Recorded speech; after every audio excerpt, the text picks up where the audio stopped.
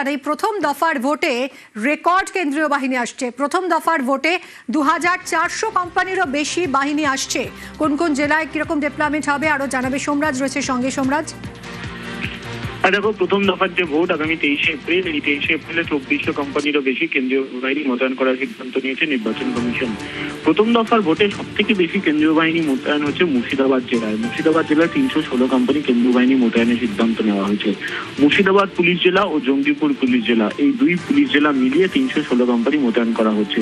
মুর্শিদাবাদ জেলার পাশাপাশি পূর্ব মেদিনীপুর জেলাতেও কেন্দ্রীয় বাহিনী মোতায়েন করা হচ্ছে উল্লেখযোগ্যভাবে। পূর্ব মেদিনীপুর জেলাতে কেন্দ্রীয় বাহিনী মোতায়েন করা হচ্ছে এবং দেখা যাচ্ছে পূর্ব মেদিনীপুর জেলাতে 270 কোম্পানিরও বেশি কেন্দ্রীয় বাহিনী পূর্ব মেদিনীপুর জেলায় মোতায়েন করার সিদ্ধান্ত নেওয়া হয়েছে।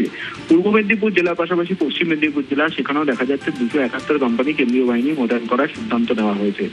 কেন্দ্রীয় বাহিনী মোতায়েনের যে পরিকল্পনা তা মূলত অতীত অভিজ্ঞতায় কমিশনের পরিসংখ্যানে যেটা দেখা গেছে যে কোন কোন এলাকায় অশান্তির ঘটনা ঘটেছে ভোট চলাকালীন সময় বা ভোটের 2-3 দিন আগে, এবং এবারের ভোটে কোথায় কোথায় অশান্তির আশঙ্কা করছে। শুধু তাই নয়, স্পর্শকাতর অঞ্চল এবং স্পর্শকাতর বুথ এইগুলির নিরিখেই কেন্দ্রীয় বাহিনী মোতায়েন করেছে নির্বাচন কমিশন।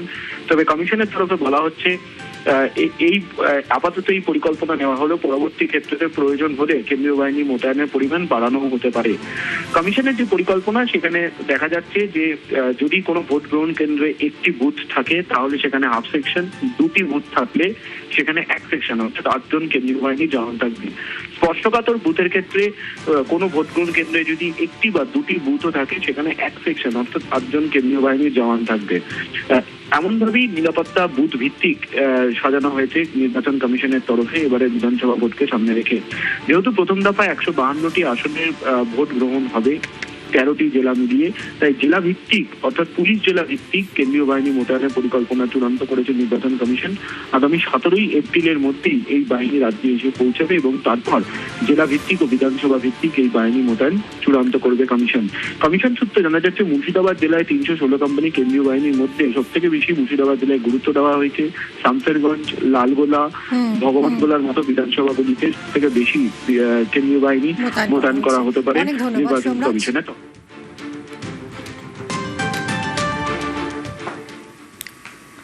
কমিশনের পুনর্নির্বাচন পরিকল্পনা, এবারের ভোটে সামান্য এদিক ওদিক হলেই পুনর্নির্বাচনের পথে হাঁটবে কমিশন।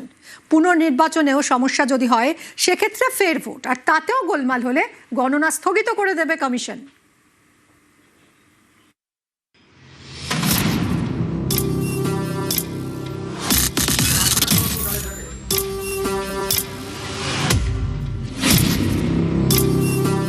পশ্চিমবঙ্গে এবার ভোট হবে অবাধ, শান্তিপূর্ণ এবং ভয়হীন। বারবার এই বার্তা দিচ্ছে নির্বাচন কমিশন। এর জন্য তারা কোনো ফাঁক রাখতে চাইছে না। কমিশন ঠিক করেছে এবার ভোটদানে কোনো রকম বাধা দেওয়া হলেই ফের ভোট করানো হবে। এর জন্য জেলায় জেলায় নির্দেশ দেওয়া হয়েছে। কমিশন ঠিক করে ফেলেছে কোন কোন ক্ষেত্রে পুনর্নির্বাচন করানো হবে। কোনো বুথে সিসি ক্যামেরা বিকল হলে, সিসি ক্যামেরা কাপড়ে ঢেকে ভোট হলে, ভোটদানে বাধার অভিযোগ সত্যি হলে, হুমকির কারণে কেউ ভোট দিতে যাননি এমন অভিযোগ সত্যি হলে, বুথ দখলের অভিযোগ সত্যি হলে, ভোট গ্রহণ কেন্দ্রের 100 মিটারের মধ্যে অশান্তি হলে, পোলিং অফিসারদের উপর চাপ দেওয়া হলে, ইভিএমে সমস্যা দেখা দিলে, ইভিএমে কারচুপির চেষ্টা করা হলে, ছাপ্পা ভোটের অভিযোগ সত্যি হলে, এছাড়াও পুলিশ অবজারভার এবং জেনারেল অবজারভাররা যদি মনে করেন কোনো বুথের রিপোল প্রয়োজন, সেক্ষেত্রে ফের ভোট হবে। 2 লক্ষ ক্যামেরা পোলিং স্টেশনে ইনস্টলড হবে। 660টা টিভি স্ক্রিন বিভিন্ন জায়গায় বিভিন্ন কন্ট্রোল রুমে এস্টাবলিশড হবে পুরো রাজ্যে। 2352 জন মাইক্রো অবজারভার সারা রাজ্যে ডিপ্লয়েড হবে শুধু মনিটর করার জন্য কন্ট্রোল রুম। ইলেকশন কমিশন যেটা সিদ্ধান্ত নিয়েছেন যে আমরা এই অবজারভেশনটা সেন্ট্রালি 3টে লেয়ারে হবে, রিটার্নিং অফিসারের এন্ডে, ডিস্ট্রিক্ট ইলেকশন অফিসারের এন্ডে এবং সিইওর এন্ডে।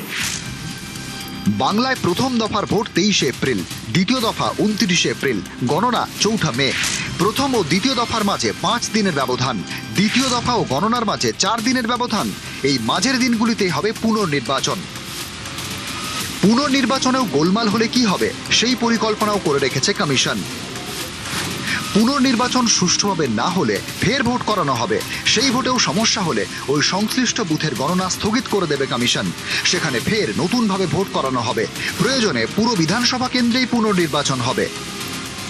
নিউজ 18 বাংলা।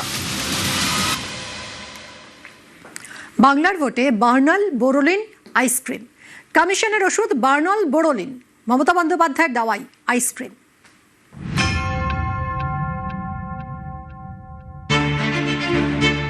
পুড়ে গেলে বার্নল, বঙ্গজীবনের অঙ্গ বোরোলিন, জীবনের ওঠাপড়া যেন সহজে গায়ে না লাগে।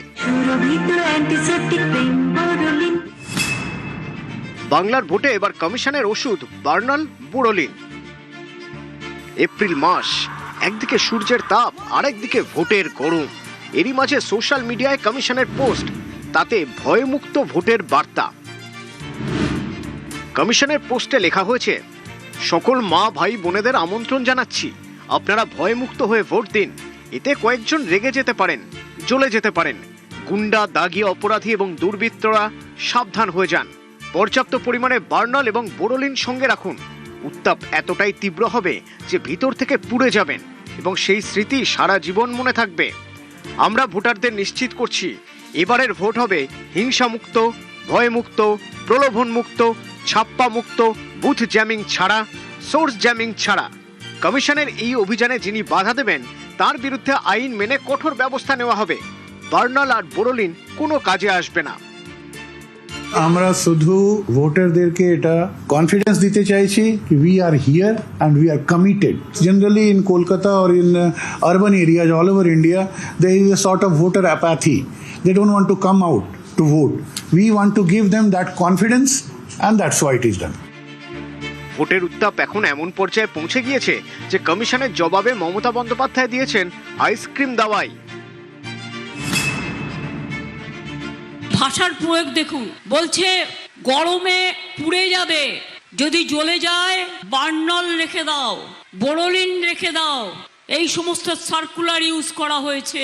কাদের এত ভয় দেখাচ্ছেন, কাদের এত চমকাচ্ছেন? হিম্মত থাকলে সরাসরি মানুষের সাথে লড়াই করুন। এই লড়াইটা লড়তে গিয়ে যারা বলছে বার্নল দিয়ে পুড়িয়ে দেবো, বার্নল রেখে দাও, তাদের বিরুদ্ধে বলুন তোমাদের বার্নল দেবো না, তোমাদের আইসক্রিম দেব, যাতে গরমকালে তুমি আইসক্রিম খেয়ে তোমার শরীরটাকে আইস রাখতে পারো, বরফ রাখতে পারো। তোমাদের সাথে আমাদের এইটুকুই তফাৎ। পশ্চিমবঙ্গের মুখ্য নির্বাচনী আধিকারিক জানিয়েছেন, কলকাতা দক্ষিণের ডিইওর থেকে লিখিত রিপোর্ট চাওয়া হয়েছে। নিউজ 18 বাংলা। কামারহাটিতে বিজেপির গোষ্ঠীদ্বন্দ্ব, বিজেপি নেতার দোকান ভাঙচুরের অভিযোগ উঠছে বিজেপি প্রার্থী এবং অনুগামীদের বিরুদ্ধে। বিজেপি প্রার্থী তৃণমূল ঘনিষ্ঠ বলে অভিযোগ, প্রার্থীর বিরোধিতা করায় হামলার অভিযোগ, ভিত্তিহীন অভিযোগ বলে দাবি বিজেপি প্রার্থীর। সুবীর, আমাদের প্রতিনিধির সঙ্গে কথা বলবো। সুবীর, এইরকম অভিযোগ কেন উঠছে? মানে বিজেপির নেতার দোকান ভাঙচুর করা হলো, তাও কিনা আবার বিজেপিরই প্রার্থী আর তার দলবলের বিরুদ্ধে অভিযোগ উঠছে। দেখো,